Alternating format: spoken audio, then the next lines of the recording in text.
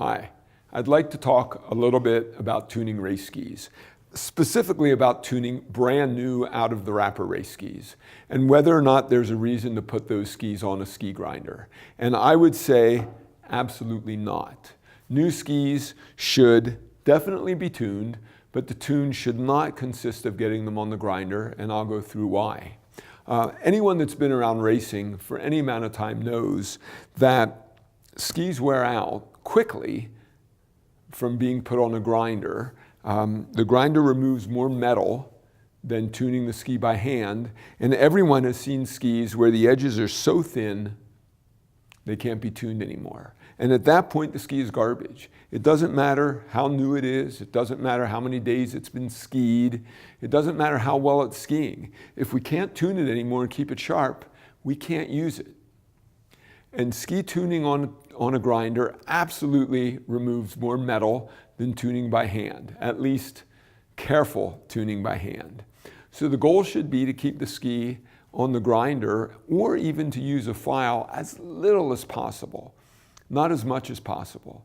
The real reason to get a ski on a grinder is if the edges are incredibly damaged, which typically doesn't happen to race skis, or more often if we need to change the base structure, because different structures put in by the grinder are faster in different kinds of snow.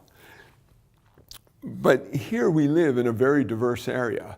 We have ski conditions like we would typically have at Canada Olympic Park that would be very firm. It's baked by the sun all day. We have places like Sunshine that get maybe more snow than anywhere else right here in the valley. We've got Nikiska and Norquay that do a lot of grooming and see a lot of traffic and also have fairly firm snow. And then we're traveling to different areas, and we can't change the grind all the time. Even if we could, we don't know what the ski conditions will be like when we get there.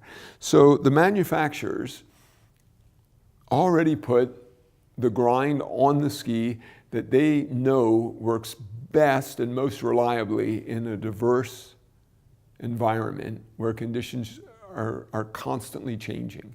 We really can't improve on it unless we think there's somebody here in the area that knows more about base grinding than the ski manufacturers do. I think that's unlikely. So what a tune on a new ski should consist of is not base grinding, but cutting the sidewalls, getting them out of the way so that we can get the side edges to the proper angle,